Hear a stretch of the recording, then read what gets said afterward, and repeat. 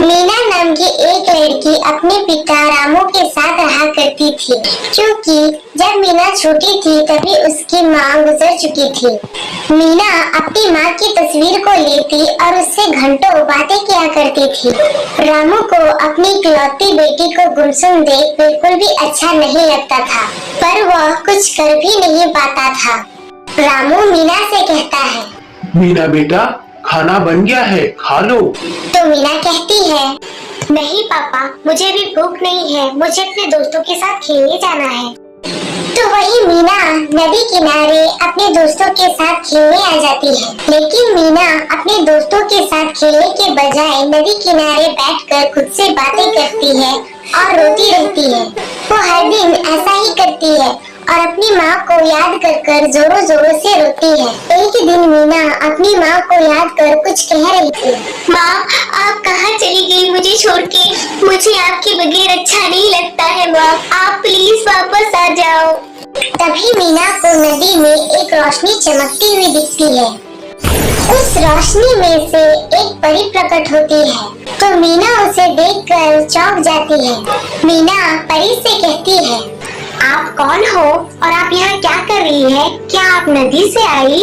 क्या वो तुम हो जो हर रोज यहाँ नदी के किनारे रोती रहती हो? हाँ, वो मैं ही हूँ। अगर आपको मेरी वजह से तकलीफ हुई तो माफ कर दीजिए। क्या तुम्हें नहीं पता कि नदी का किनारा शांति के लिए होता है? और क्या मैं जान सकती हूँ कि ये छोटी सी बच्ची यहाँ क्यों रो रही थी? मैं अपनी माँ के लिए रो रही थी, मेरी माँ नहीं है ना। ओह अच्छा, तो क्या तुम हर दिन अपनी माँ को याद करती हो? हाँ, वो बचपन में ही मुझे छोड़ के चली गई, मैंने तो उन्हें देखा भी नहीं। पिताजी है पर माँ तो माँ होती है। अरे किसने कहा तुम्हारी माँ नहीं है? मैं तो हूँ तुम्हारी माँ। क्या आप सच कह रही है? क्या आप मेरी माँ बनेंगी? पर आप तो एक जल परी हो, ऐसा कैसे हो सकता है? क्यों, क्या परियां माँ नहीं होती? आज से मैं तुम्हारी माँ हूँ। तो क्या मैं हर रोज आपसे मिलने के लिए आ सकती हूँ जब भी मेरा मन करे? हाँ, आ सकती हो जब भी तुम्हारा मन करे। यह सुनकर मीना बहुत खुश होती है और परी को अलविदा कहकर वहाँ से चली जाती है। और थोड़ी देर बाद पानी की परी भी वहाँ से चली जाती है। मीना हर दिन परी माँ से ऐसे ही मिला करती थी और अपने बारे में बताया करती थी। पानी की परी को भी मीना से मिलना अच्छा लगता था और वो उसे अपनी बेटी की तरह प्यार करती थी। एक दिन मीना और उसके मित्र नदी के किनारे खेल रहे थे, तो शामू कहता है, अरे जिया, चलो ना हम पकड़ा पकड़ी खेलते हैं। चलो फिर, ये खेल खेलने में बड़ा ही मजा आने वाला है। मीना और उसके मित्र ये खेल खेलने के लिए मान जाते हैं। वे लोग नदी के किनारे भाग रहे थे, तभी अचानक से मीना का पैर फिसल जाता है और वो नदी में जा गिरती है। मीना बचाओ बचाओ चिल्लाती है। मीना के मित्र उसे पानी में डूबता देख कहते हैं, अरे मेरा पानी में डूब रही है, हमें जल्दी से किसी को बुलाकर लाना चाहिए। वे चारों मदद बुलाने के लिए भागते हैं। मीना पानी के अंदर डूब रही होती है और अपनी परी माँ से बचाओ बचाओ कहती है। परी माँ बचाइए मुझे, मैं डूब रही हूँ। तभी उसे पानी के अंदर वही रोशनी नजर आती है और उसकी परी माँ प्रकट हो जाती है।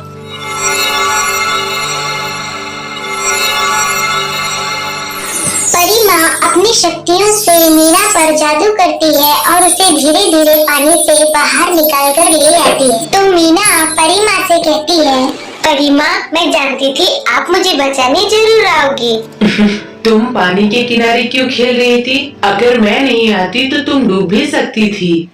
हाँ, पर मैं जानती थी कि आप मेरी मदद करने जरूर आओगी, आप मुझे डूबने नहीं दोगी। अगली बार तुम और तुम्हारे मित्र पानी के किनारे मत खेलना। परी माँ, मेरे मित्र यहाँ पर आ रहे हैं, वो आपको देख लेंगे।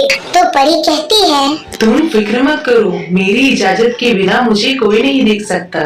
मीना और परी माँ आपस में बात कर ही रहे होते हैं कि उसके मित्र वहाँ पर आ जाते हैं। अरे तुम लोग तो कह रहे थे कि तुम्हारी मित्र पानी में डूब रही है, पर ये तो नदी किनारे बैठकर खुद से ही बातें कर रही है। नहीं काका, हम सच कह रहे हैं, वो पानी में डूब रही थी।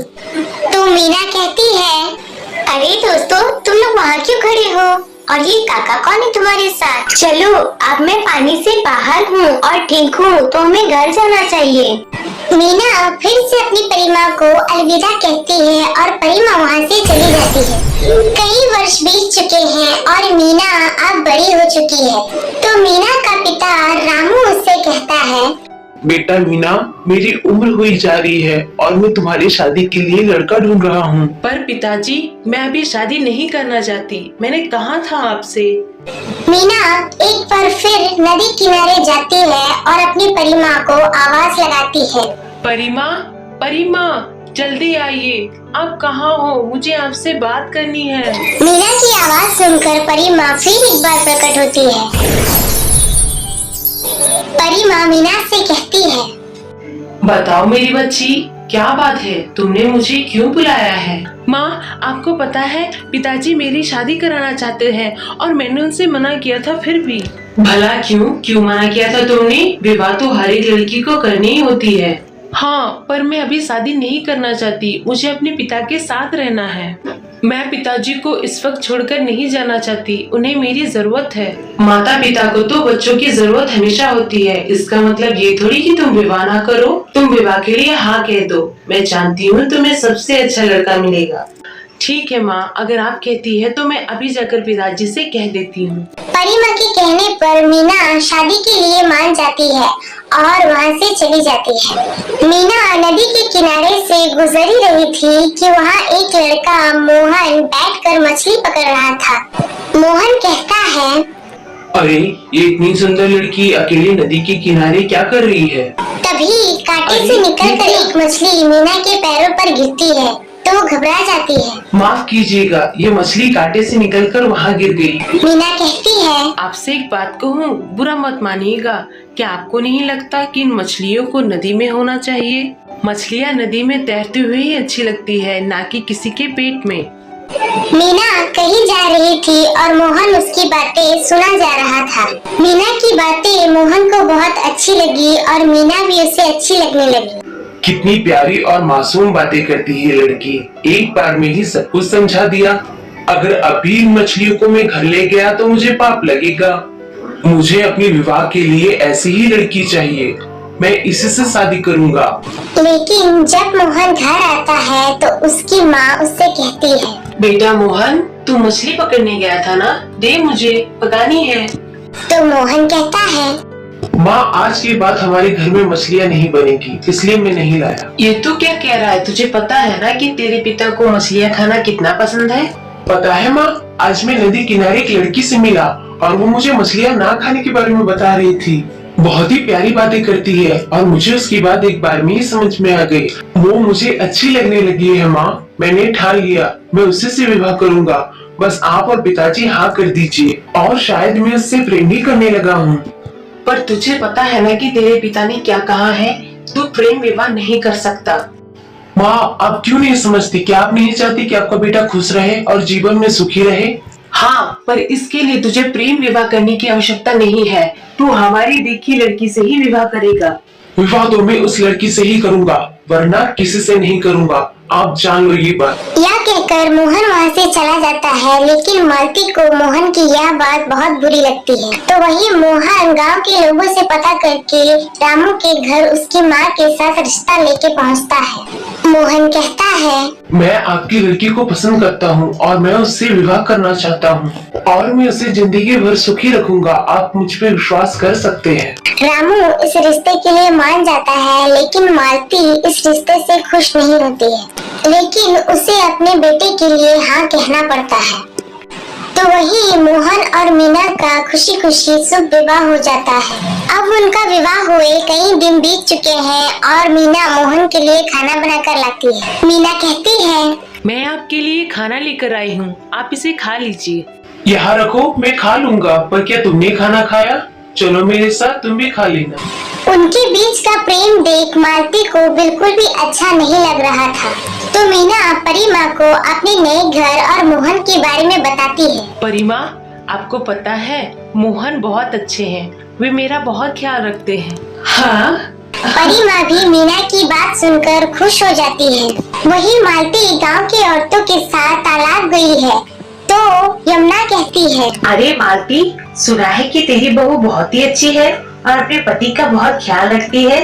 देखना कहीं वो तेरे बेटे को तुझसे दूर ना कर दे। सही कह रही हो। मालती उनकी यह बात सुन के परेशान हो जाती है और गहरे सोच में चली जाती है। तो वही मालती घर पर जाकर अपने बेटे मोहन का इंतजार करती है और कहती है, आज तो मैंने ये सारा खाना मोहन के लिए बनाया है और उसे अपनी माँ की हाथ का खाना बहुत अच्छा लगता है।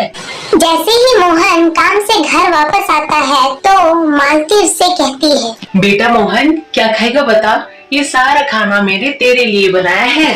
तो मोहन कहता है, अरे माँ, माफ कीजिएगा, पर आज मैं मीना के हाथ का खाना खाना चाहता हूँ। ये सारा खाना आप और पिताजी खा लेना।